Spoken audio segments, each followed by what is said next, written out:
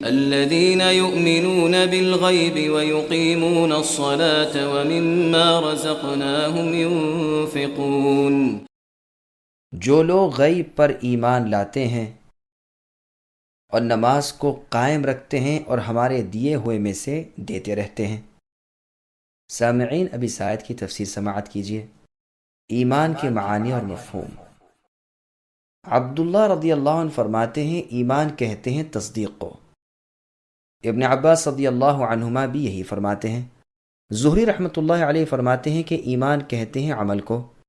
ربیع ابن انس رحمۃ اللہ علیہ کہتے ہیں یہاں مراد ایمان لانے سے ڈرنا ہے۔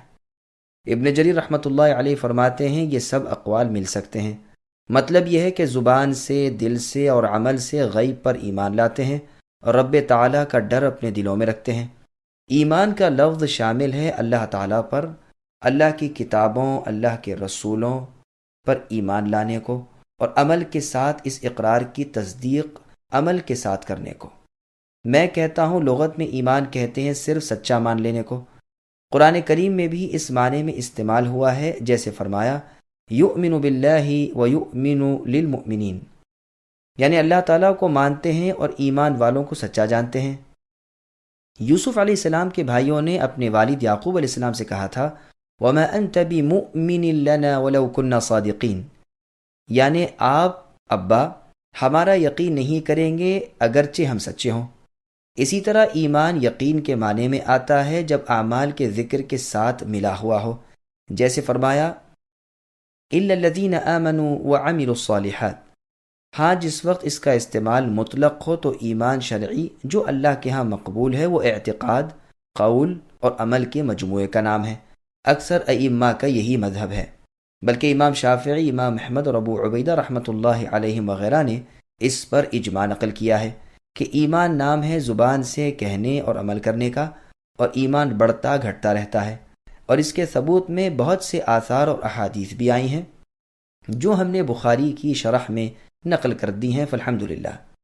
بعض لوگوں نے ایمان کے معنی اللہ کے ڈر اور خوف کے بھی کیے ہیں، جیسے فرمان ہے ان الذین یخشون ربهم بالغیب، یعنی جو لوگ اپنے رب سے بن دیکھے ڈرتے رہتے ہیں، اور جگہ فرمایا من خشی الرحمن بالغیب، یعنی جو شخص اللہ تعالیٰ سے بغیر دیکھے ڈرے اور جھکنے والا دل لے کر آئے ہے۔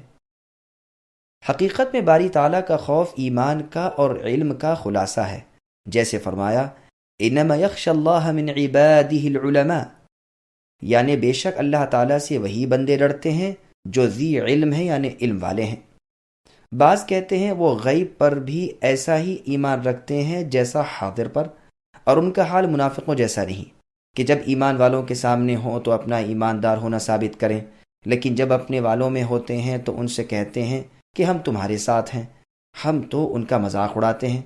ان منافقین کا حال سورہ منافقون میں اس طرح بیان ہوا ہے کہ اذا جاءک المنافقون الی آخر الآیہ، یعنی منافق اے نبی جب آپ کے پاس آتے ہیں تو کہتے ہیں کہ ہم تہ دل سے گواہی دیتے ہیں کہ آپ اللہ کے رسول ہیں۔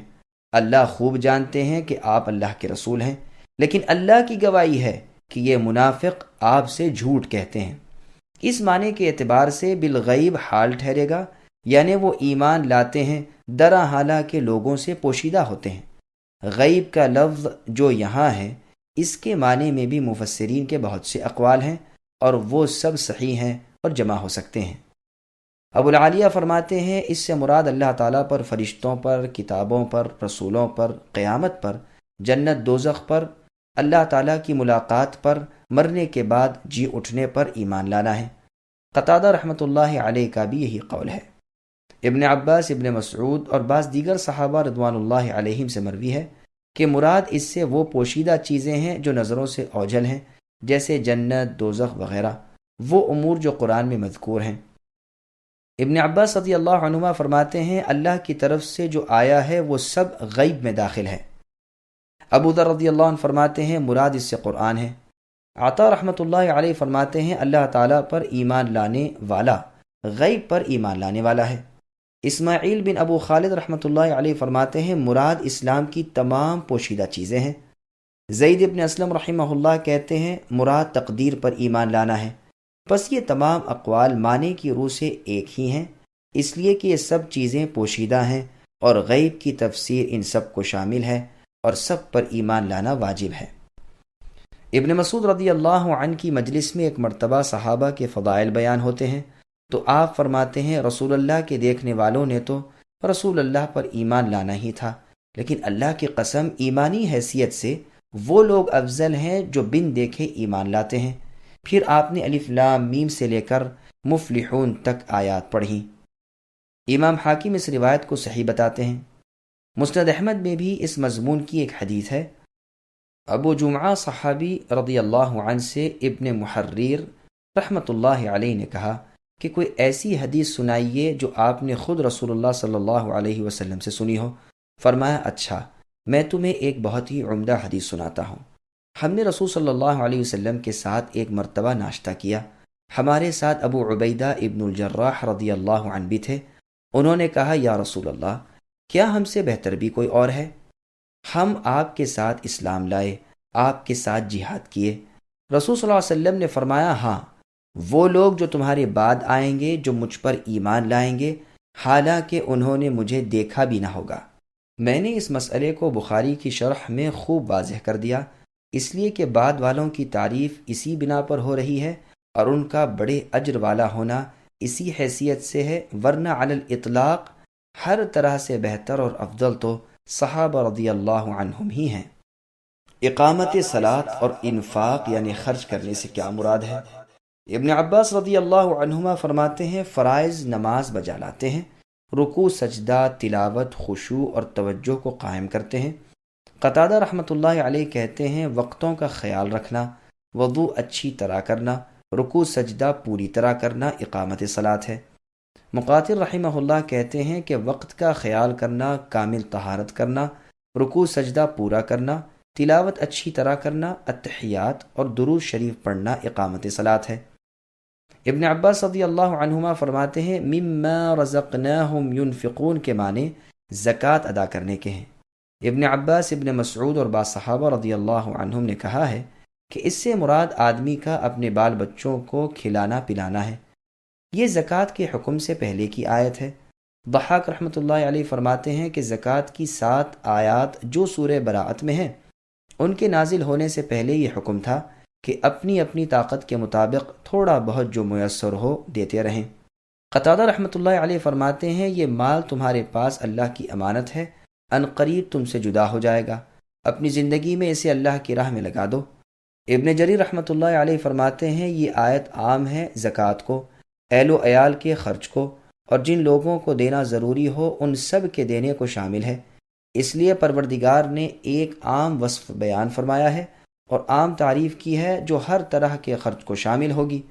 میں کہتا ہوں قرآن کریم میں اکثر جگہ نماز کا اور مال خرچ کرنے کا ذکر ملا جلا آتا ہے، اس لیے کہ نماز اللہ کا حق ہے اور اللہ کی عبادت ہے، جو اللہ کی توحید اور اللہ کی ثنا اور بزرگی اور اللہ کی طرف جھکنے، اللہ پر بھروسہ کرنے اور اللہ سے دعا کرنے کا نام ہے، اور خرچ کرنا مخلوق کی طرف احسان کرنا ہے جس سے انہیں نفع پہنچے۔